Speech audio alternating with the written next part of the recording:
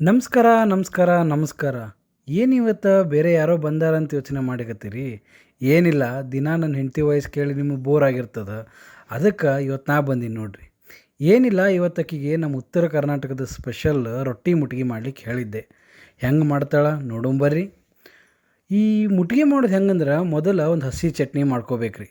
ಸ್ವಲ್ಪ ಹಸಿ ಮೆಣಸಿನ್ಕಾಯಿ, ಜೀರಿಗೆ, ಬೆಳ್ಳುಳ್ಳಿ, ಉಪ್ಪು, ಎಣ್ಣೆ ಹಾಕಿ ಚೆಂದಂಗೆ ಹುರ್ಕೊಂಡು ಅರಿದ ಮೇಲೆ ರುಬ್ಕೋಬೇಕ್ರಿ.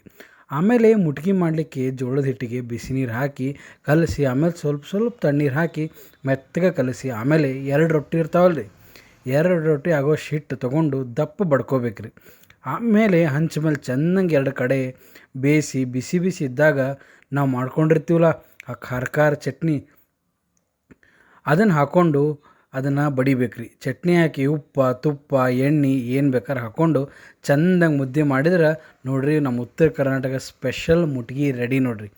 ಅಷ್ಟ್ರಾಗ ನಿಮ್ಗೆ ಕೆಂಪು ಕಲರ್ದು ಮುಟ್ಗಿ ಬೇಕಂದ್ರೆ ಸ್ವಲ್ಪ ಬೆಳ್ಳುಳ್ಳಿ ಖಾರ ಹಾಕಿ ಜಜ್ಜಿದ್ರೆ ಇದೇ ಮುಟ್ಗಿ ಕೆಂಪು ಕಲರ್ನಾಗೂ ಸಿಗ್ತೈತೆ ರೀ. ಒಂದು ಸಲ ಟ್ರೈ ಮಾಡಿ ನೋಡಿರಿ, ಹೆಂಗಿರ್ತದೆ ಹೇಳಿರಿ ನಮಗೂ. Thank you.